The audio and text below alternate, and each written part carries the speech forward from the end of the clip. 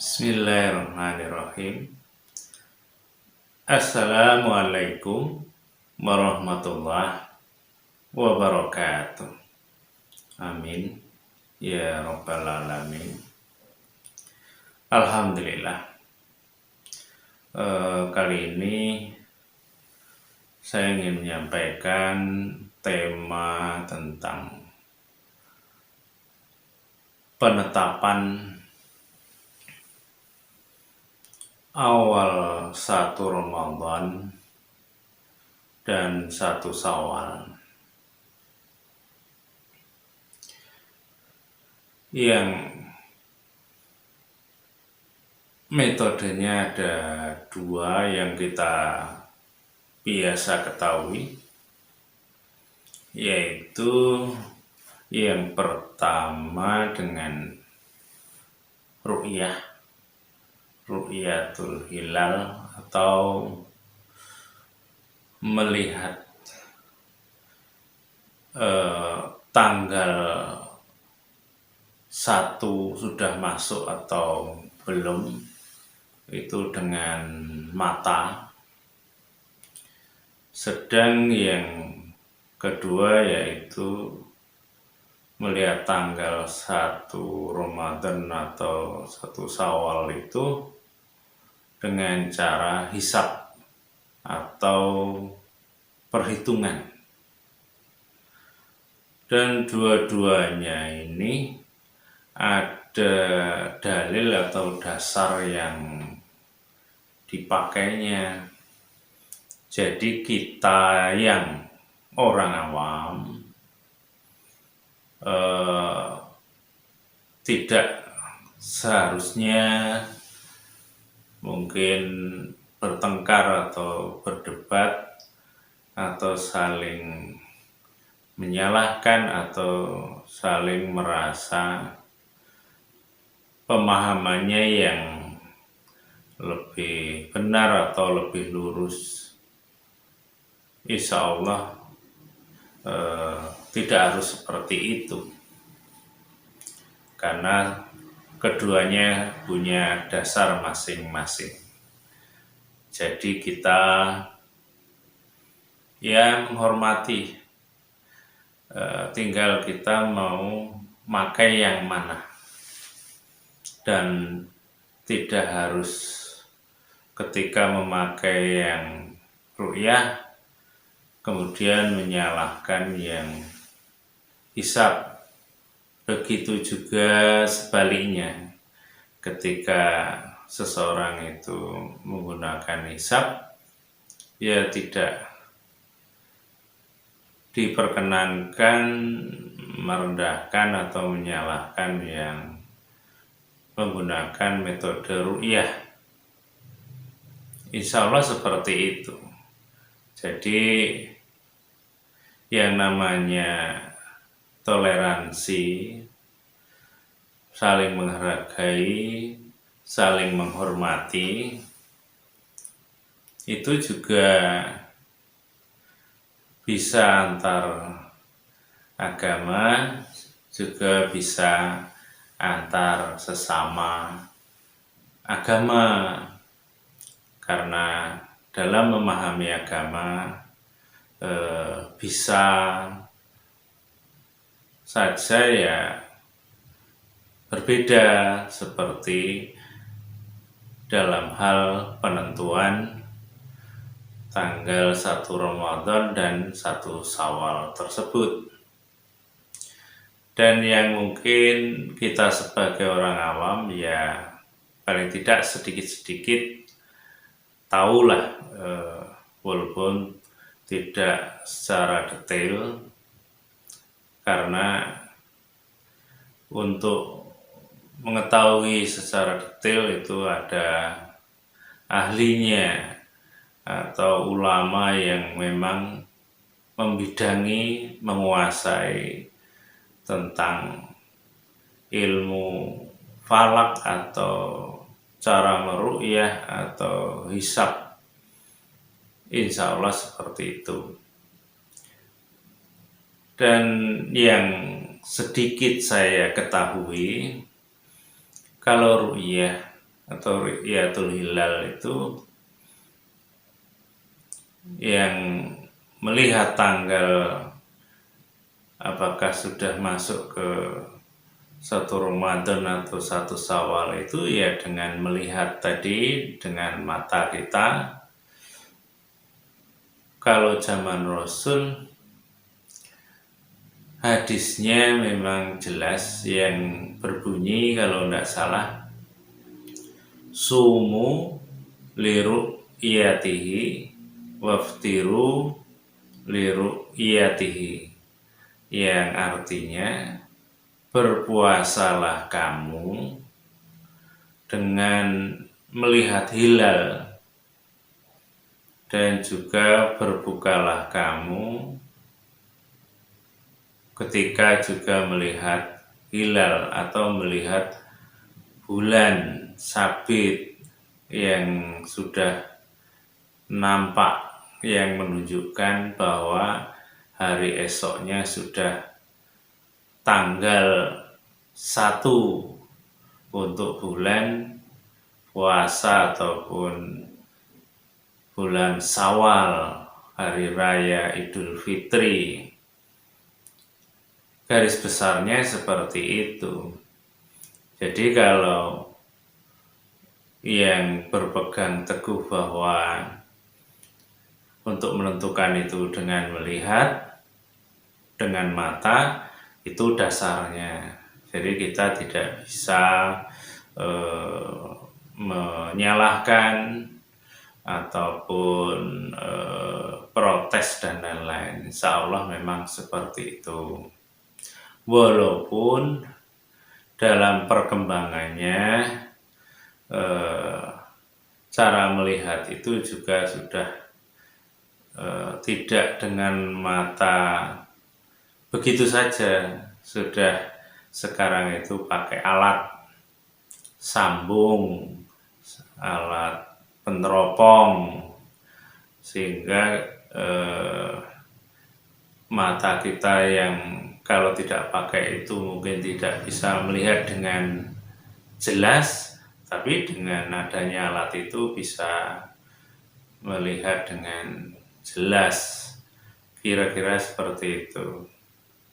Sedangkan yang dengan metode hisab perhitungan itu juga punya dasar dalil, dan itu ada di dalam Al-Quran, di antaranya di dalam surat Yasin ayat 39 kalau nggak salah, yang bunyinya wal qomaru qaddarnahu manazila hatta adakal urjunil qadim, yang artinya dan bulan itu ditetapkan, ditentukan peredarannya hingga kembali seperti tandan yang tua.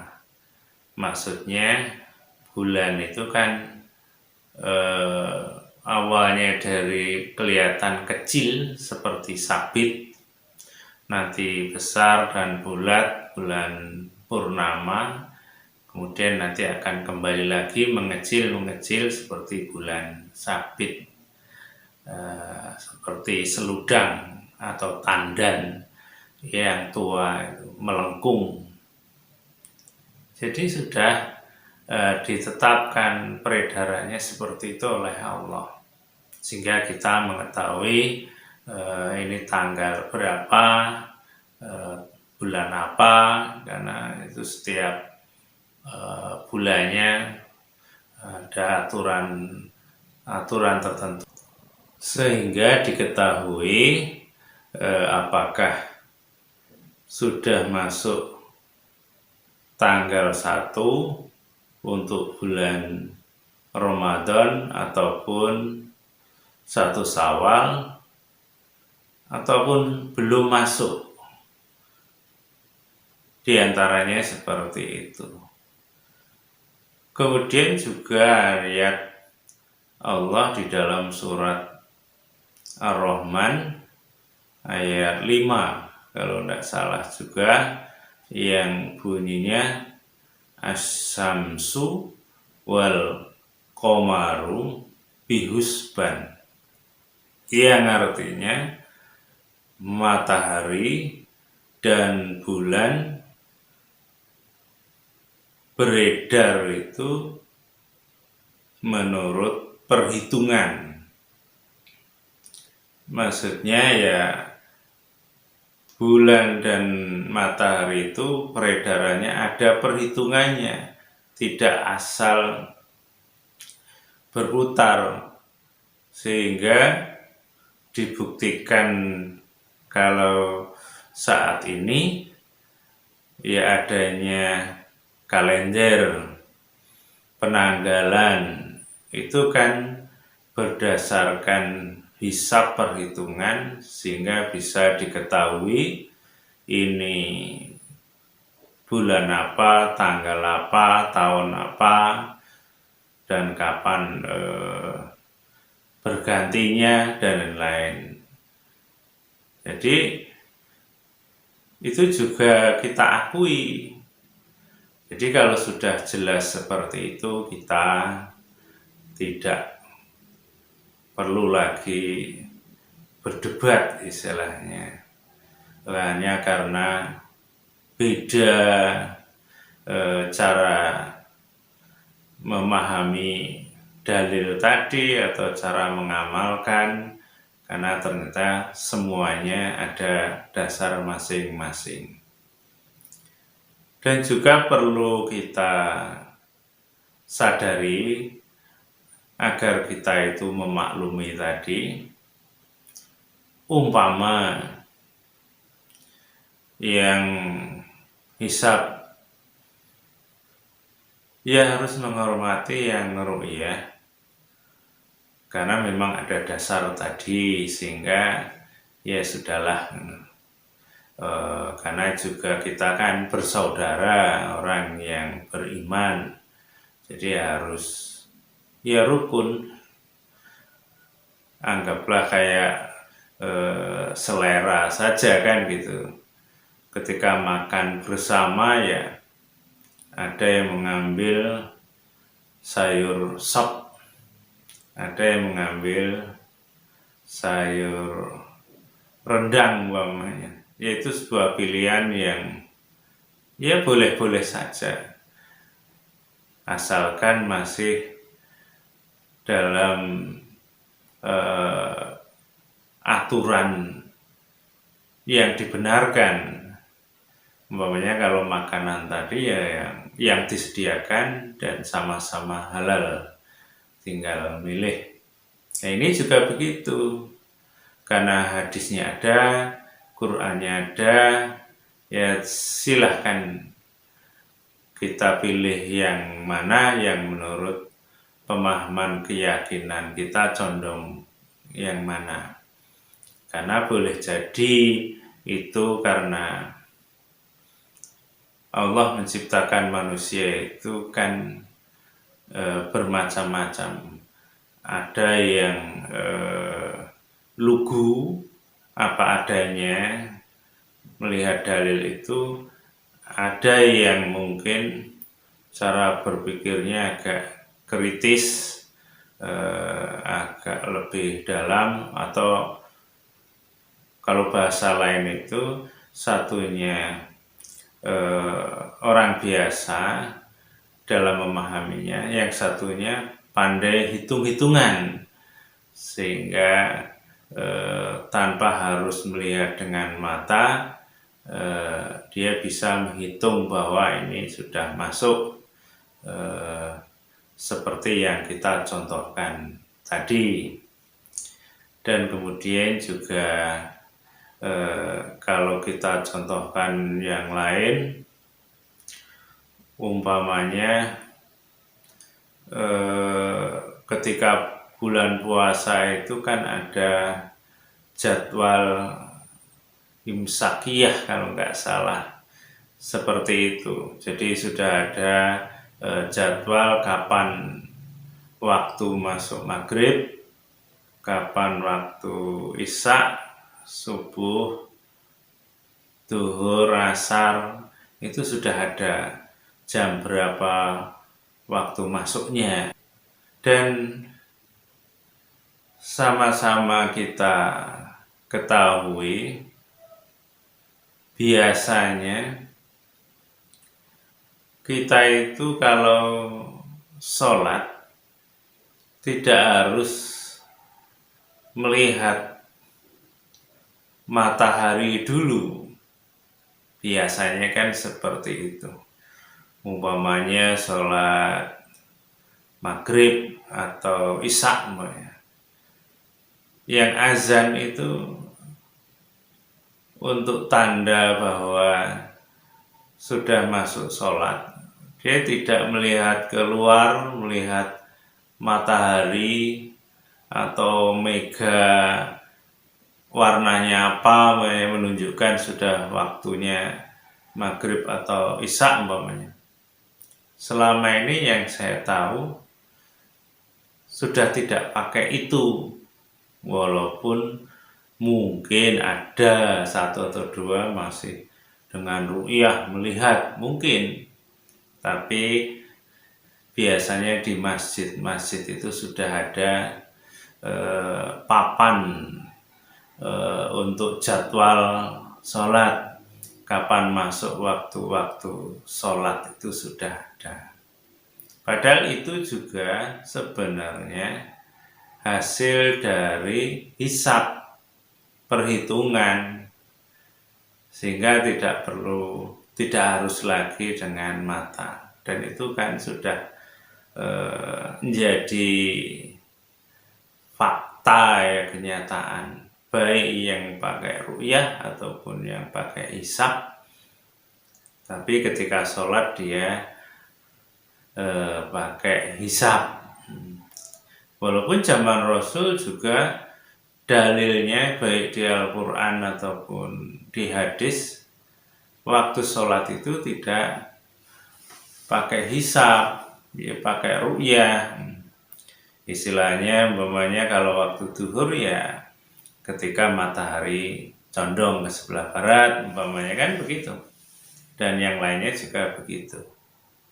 Nah, itu kita harus akui. Begitu juga ketika gerhana, baik gerhana bulan atau matahari, kita itu kan dianjurkan untuk sholat gerhana.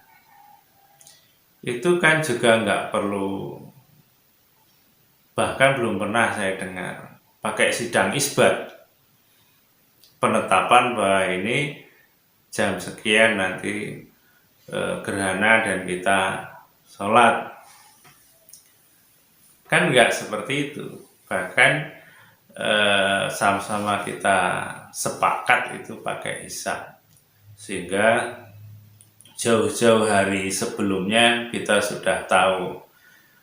Umpamanya ada informasi nanti tanggal sekian hari ini akan ada gerhana matahari jam sekian umpamanya, sehingga kita sudah ngasih informasi ke masyarakat dan siap-siap bagi yang mau mengadakan sholat gerhana, baik gerhana matahari ataupun bulan.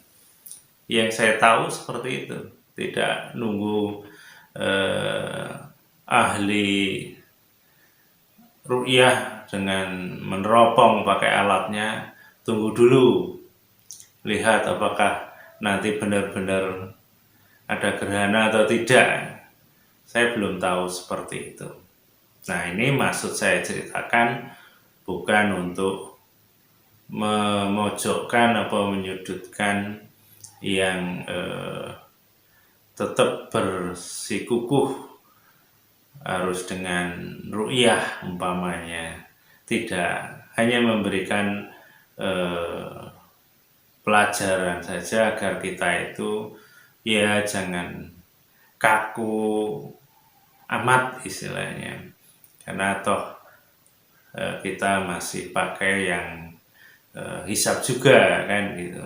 Jadi artinya dua-duanya juga harus rukun, harus ya memaklumi perbedaan itu. Apalagi juga masalah penentuan tanggal itu kan perbedaannya sebenarnya masalah derajat.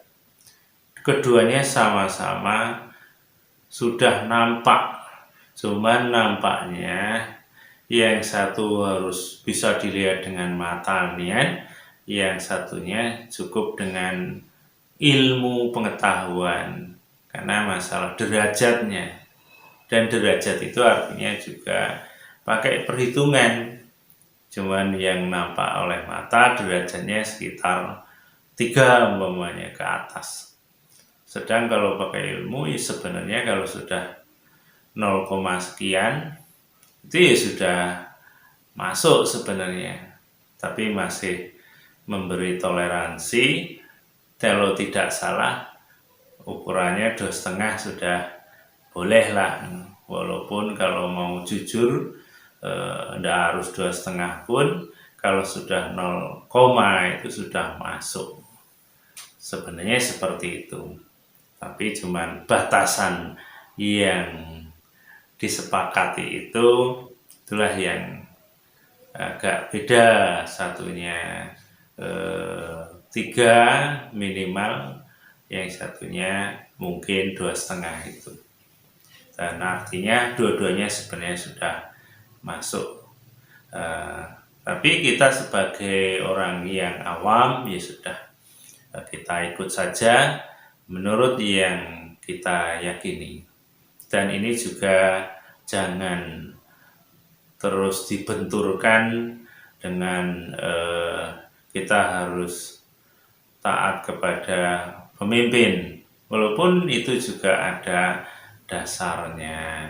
Karena yang saya ketahui selama ini, kalaupun toh pemerintah menetapkan tanggalnya umpamanya mulai puasa hari Minggu, sedang yang lainnya hari Sabtu, pemerintah tidak melarang adanya perbedaan itu. Artinya ya boleh-boleh saja, jangan dibenturkan, jangan dijadikan masalah, kemudian itu dianggap tidak mengikuti pemerintah. Padahal pemerintah hanya sekedar memfasilitasi, hanya sekedar istilahnya bagaimana masyarakat yang awam itu tahu, masyarakat yang mayoritas biar tahu bahwa bulan atau tanggal 1 Ramadan tadi jatuhnya hari Minggu umpamanya, seperti itu. Tapi tidak menutup kemungkinan atau tidak ada terus melarang tanggal yang lain atau bahasa lain itu pokoknya harus hari Minggu. Kalau hari yang lain ada dasar pelarangan umpamanya, insya Allah tidak. Jadi kita biasa saja, tinggal kita milih. Karena kalau sedikit bercanda itu apa?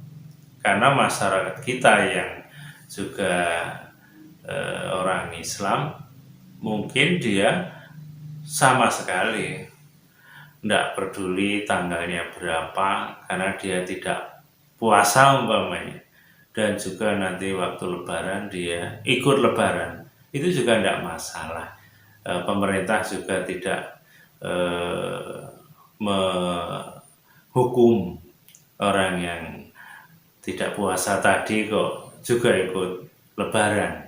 Artinya itu juga menunjukkan bahwa pemerintah itu tidak sampai sekeras itu, insya Allah. Jadi artinya di sekitar kita ini nanti ada yang harinya beda, ya kita hormati saja, karena semuanya ada dasar masing-masing. Insya Allah seperti itu. Nah, apa yang saya sampaikan ini agar menjadikan tambahnya pemahaman kita sebagai orang yang awam, orang biasa, agar ketika melihat beda ini ya senyum-senyum saja, ya saling menghormati, menghargai, karena di sekitar kita juga banyak perbedaan-perbedaan yang mungkin lebih lebih banyak, ya lebih besar dari yang itu mungkin. Umpamanya ya kayak puasa tadi, di sekitar kita ada yang tidak puasa saja, ya tidak masalah, kita tidak ada aturan kita untuk membenci, kan juga tidak, atau memarahi, tidak.